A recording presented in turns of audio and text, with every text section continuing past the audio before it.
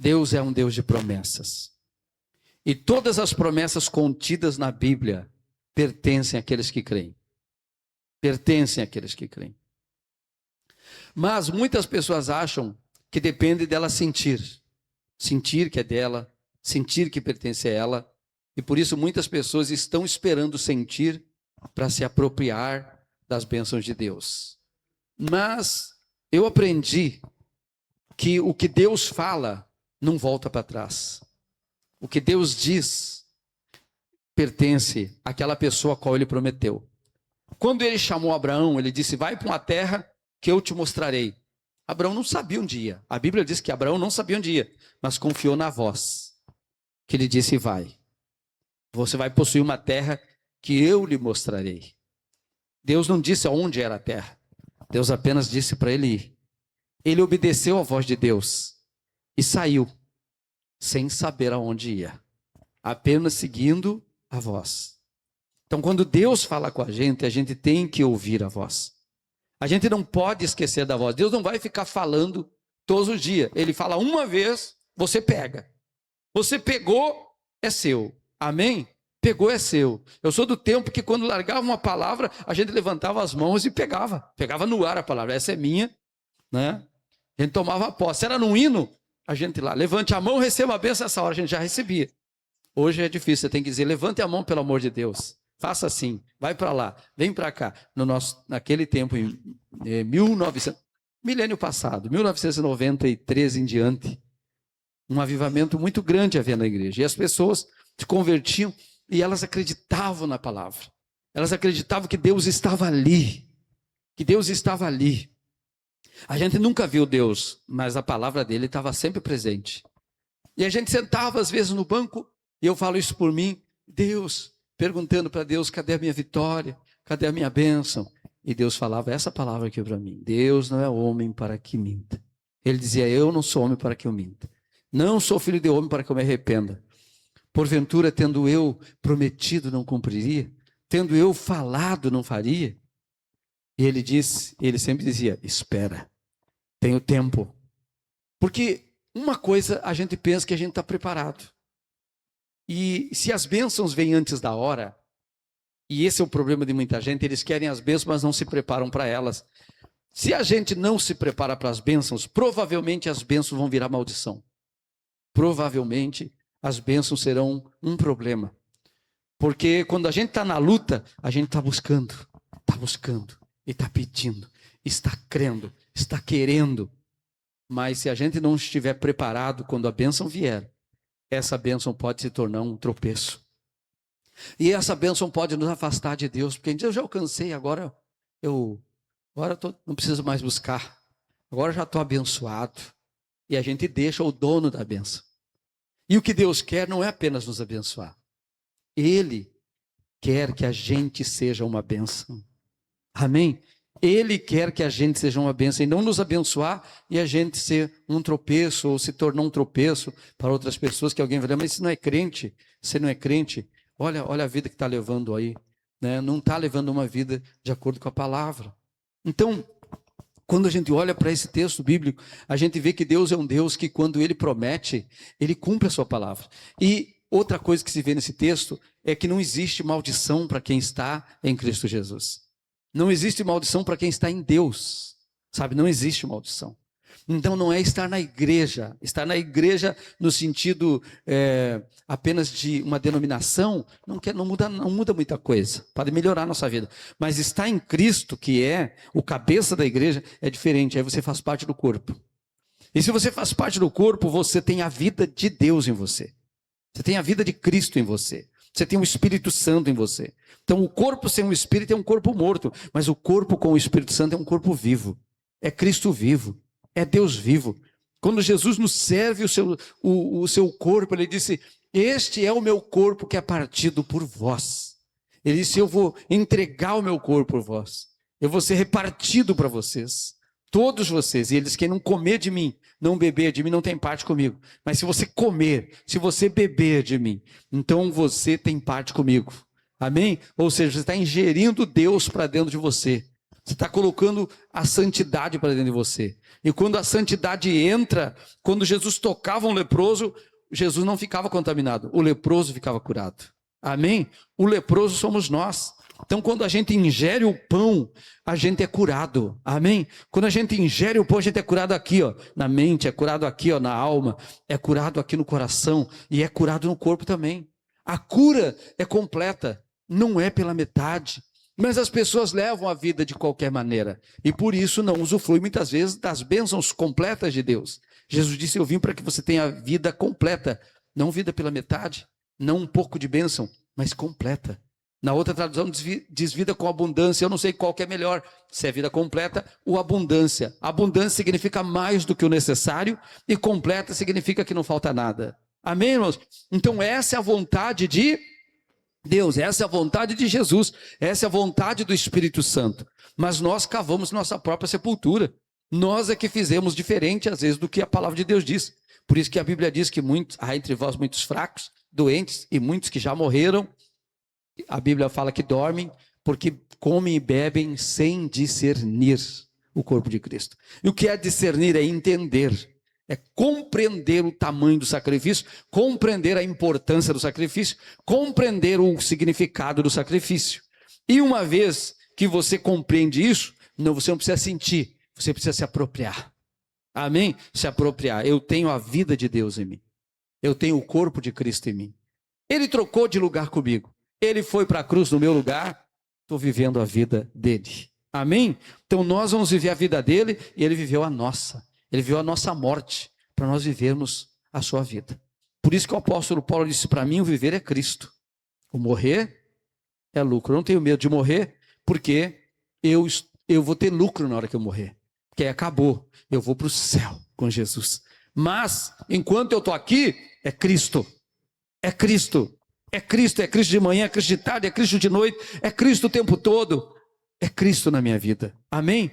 Então entender isso é uma promessa. A Bíblia diz que antes de Jesus vir, os primeiros, os patriarcas, os profetas, aqueles do Antigo Testamento, eles olhavam para frente esperando uma promessa, que Deus cumpriria, que Deus enviaria o Salvador, o Messias, e eles morreram nessa esperança e muitos não viram.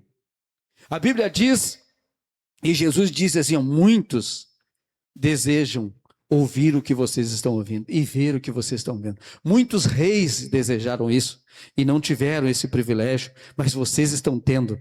Jesus falou para a geração dele quando ele nasceu, e aquela geração, muitos taparam os ouvidos e não ouviram, mas muitos o receberam. E através daqueles que o receberam, que é a sua igreja viva, o evangelho chegou até nós. Agora nós não olhamos muito para frente, mas olhamos um pouco para trás. Os que estavam lá atrás antes de Cristo olhavam para frente, e nós que estamos na frente olhamos um pouco para trás e olhamos para Ele, olhamos para Jesus. Eles morreram na esperança de ver Jesus vir. Nós só sabemos que Ele já veio e que Ele morreu e que Ele ressuscitou e que Ele está vivo. Então, quando eles olhavam para frente com essa esperança, eles tinham esperança e morreram nessa esperança. Nós olhamos para trás e sabemos o que ele fez. Ele já fez. Ele não vai fazer. Tipo assim, a minha conta e a sua era muito grande, nós não podíamos pagar. Não tinha como. Aí sabe o que ele fez? A Bíblia diz que ele foi lá e pagou a nossa conta.